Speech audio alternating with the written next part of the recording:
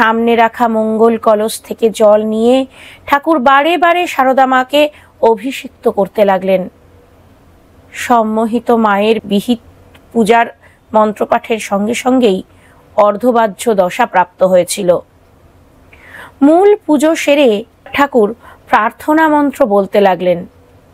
হে বালে, হে সর্বশক্তির অধীশ্বরী, মা তো ত্রিপুর সুন্দরী, সিদ্ধিদ্বার উন্মুক্ত করো।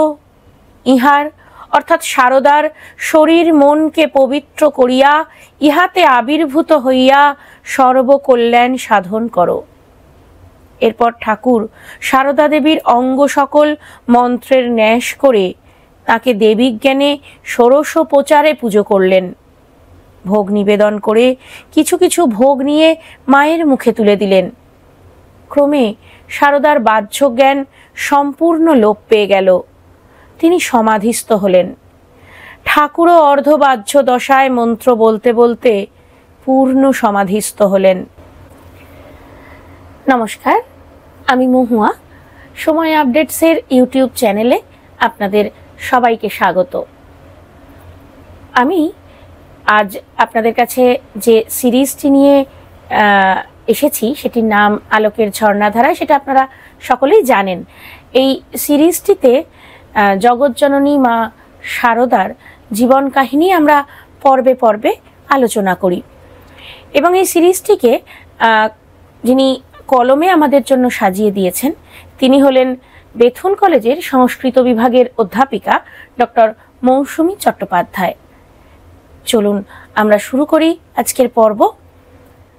यथाग्नेर दाहिका शक्ति रामकृष्णे स्थिता हिया सर्वविद्या स्वरूपां तां शारदां प्रणमाम्यहम्।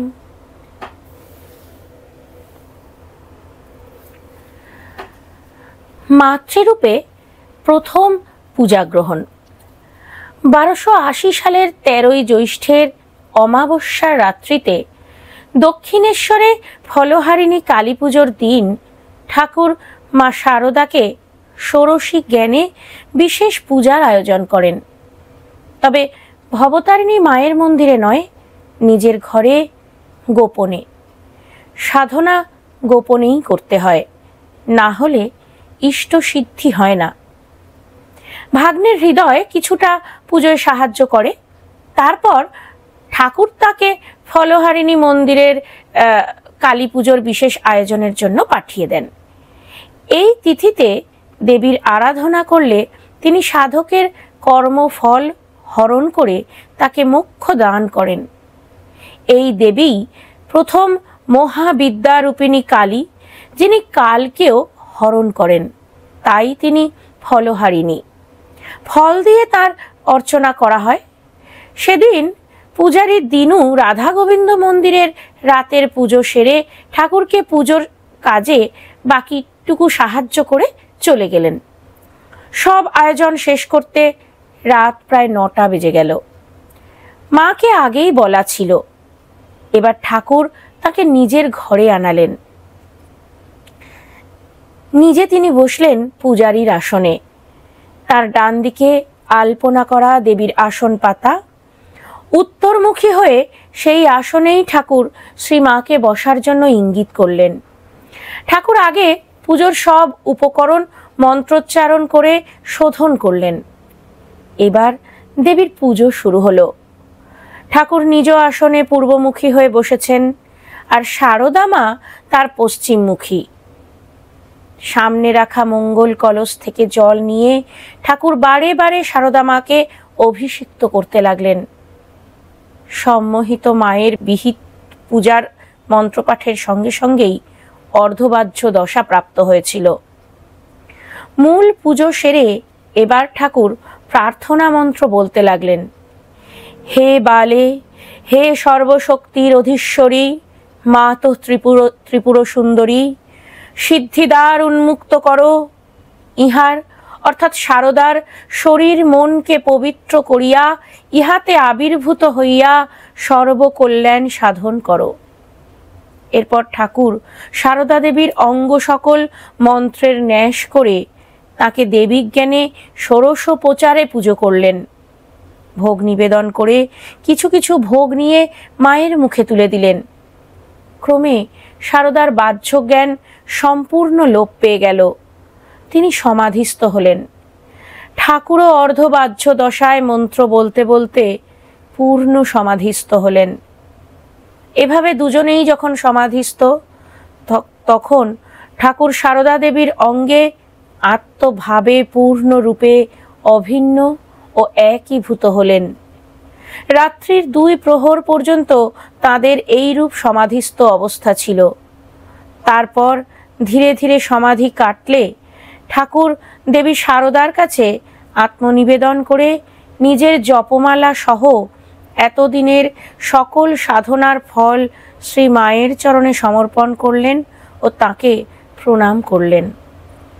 বললেন, সর্বমঙ্গল মঙ্গলে শিবে সর্বার্থ সাধিকে শরণ্যে ত্রম্বকে গৌরী নারায়ণী নমঃস্তুতে। হে সকল মঙ্গলের মঙ্গল রূপা, সর্বকর্ম সাধনকারিণী, হে শরণ্যা, হে ত্রিনয়না শিবা গৌরী, হে নারায়ণী, তোমাকে প্রণাম করি। এই বিষয়ে শ্রী রামকৃষ্ণ পুঁথিতে খুব সুন্দরভাবে বলা হয়েছে। এ পূজার ইতি আর দেব দেবী মূর্তি কভু না পূজিলা পরমেশ, যেন পূজা শ্রী শ্রী মার পরম চরম সার, পরিণাম সকলের শেষ। দেবী পূজা শেষ হলো। সারদার সমাধি ভাঙল। তিনি মনে মনে ঠাকুরকে প্রণাম করে নহবতে চলে গেলেন। বিদ্যারূপিণী মানবী সারদার ঈশ্বরীয় উপাসনার মাধ্যমে যেন ঠাকুরের সাধনা সমাপ্ত হলো, আর সম্পূর্ণভাবে দিব্য মানবত্ব লাভ করে সারদা মা হলেন দেবী শারদেশ্বরী।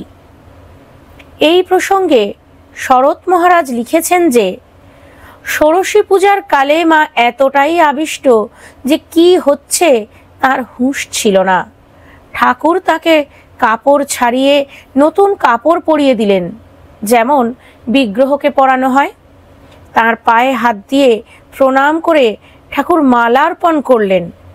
শ্রীমা কিন্তু কিছুই জানতে পারলেন না। সারদা মা কখনো মাংস খেতেন না, কিন্তু এই দিন তিনি প্রসাদী মাংস পর্যন্ত খেয়েছিলেন।